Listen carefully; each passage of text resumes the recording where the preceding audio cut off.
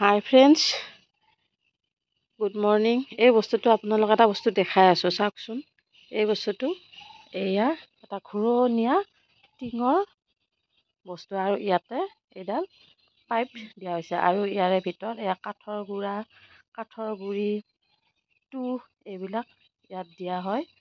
আৰু এই বস্তুটো প্ৰায় যিবিলাকে ব্ৰইলাৰৰ ফাৰ্ম কৰে সেইবিলাকৰ কাৰণে বিৰাট প্ৰয়োজনীয় বস্তু। কি কৰে ইয়াৰ দ্বাৰা আপোনালোকে ভিডিঅ'টো শেষলৈকে চাই থাকক, আপোনালোকৰ কামত আহিব।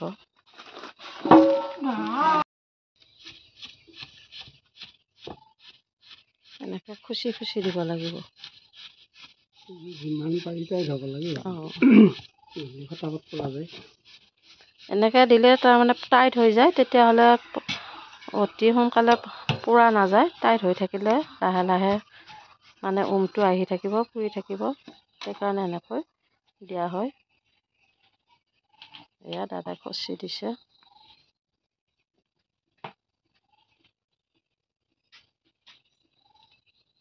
যিমান টাইট হয় সিমান ভাল, আৰু সিমান দেৰিলৈকে থাকিব আৰু কামত আহিব। প্ৰথমতে এনেকুৱাকৈ কাঠৰ ডাঙৰ ডাঙৰ টুকুৰাবিলাক দিয়া হৈছে। এয়া আকৌ তাৰপিছত আকৌ মিহিটো দিয়া হৈছে। এনেকৈ তৰপ তৰপকৈ দিয়া হৈছে। এনেকৈ তৰপ তৰপকৈ দিলে বেছি ভাল। এয়া এতিয়া আকৌ এই গুড়িটো দিয়া হৈছে। এইটো সৰু সৰু গুড়ি, ডাঙৰখিনিৰ ওপৰত আকৌ সৰু সৰু গুড়িখিনি দিয়া হৈছে। এইবাৰ এইটো তুঁহ দিয়া হৈছে। তুঁহ 3 প্ৰকাৰৰ মানে সামগ্ৰী দিয়া হৈছে। মানে নাৰিকলৰ বাকলি, কাঠৰ টুকুৰা, ডাঙৰ অলপ ডাঙৰ টুকুৰা দিব লাগে। এতিয়া সেই বস্তুটো এইটো এটা ভিতৰত থোৱা হৈছে। এইটো খালী হৈ আছে। এতিয়া ইয়াতে ভৰাই দিব লাগিব।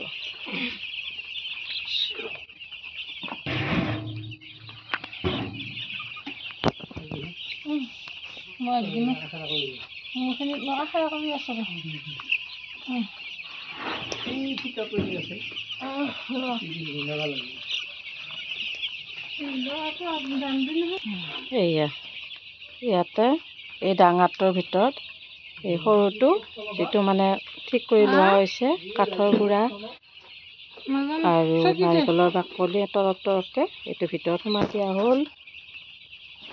এতিয়া ইয়াতে জ্বলাই দিব লাগিব, জুই লগাই দিব লাগিব। যিহেতু এই ডাঙৰটোৰ মাজত এটা ফুটা আছে আৰু এই সৰুটোৰ মাজতো এটা ফুটা আছে। এই দুয়োটা বক্সৰে ফুটা দুটা মিলিব লাগিব আৰু তাৰপিছত এই প্লাষ্টিকৰ এডাল উলিয়াই দিব লাগিব। আৰু তাৰপিছত এই তলেৰে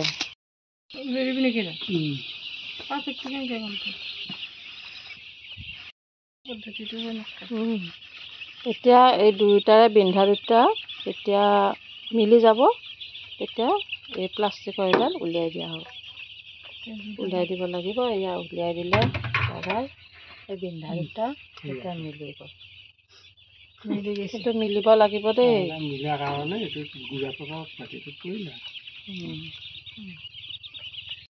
যিহেতু জ্বলাব লাগিব, ইয়াতে অকণমান ডিজেল দিয়া হৈছে।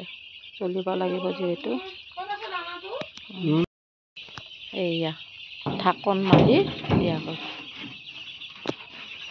ঢাকনখন মাৰি দিয়াৰ পিছত ইয়াৰ ঢাকনখনৰ তলত মানে ফাকটোত এয়া মাটি আৰু গোবৰেৰে লেপি দিয়া হৈছে, যাতে ইফালৰ পৰা হাৱাটো সোমাব নোৱাৰে। এনেকৈ লেপি দিব লাগিব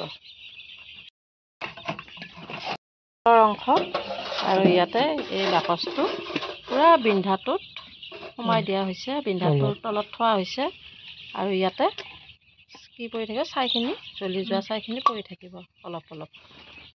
এতিয়াহে আচলখিনি, তলৰ পৰা জুইটো জ্বলাব লাগিব। যিহেতু কাপোৰত ডিজেল দি লৈছে।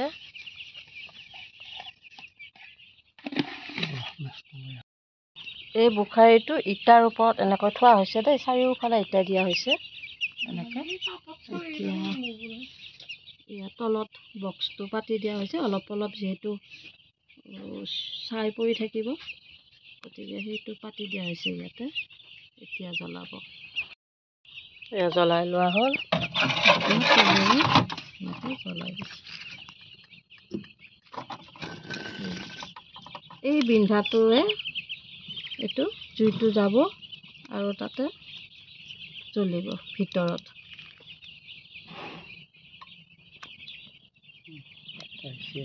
কিমান সময় জ্বলি থাকব, কিন্তু সেইখন তাতে জুই লাগিলে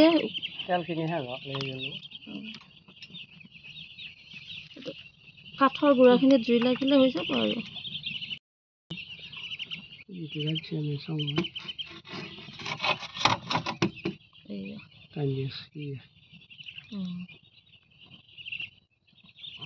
জুই লগাই দিয়া হৈছে।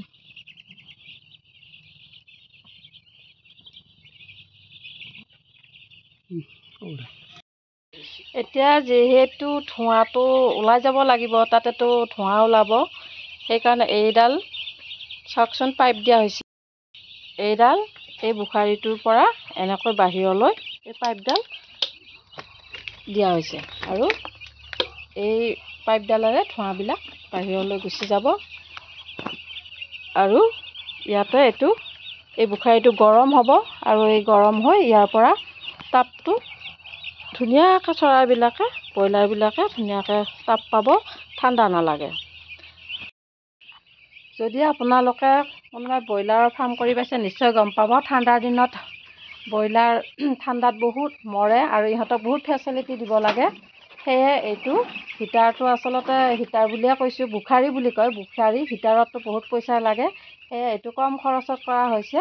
আৰু এইটো আৰম্ভণিৰ পৰা গোটেইখিনি কিনিবলৈ হ'লে 4-5 হাজাৰ টকা লাগে, আৰু আজি 3 বছৰ হ'ল এনেকৈ চলি আছে।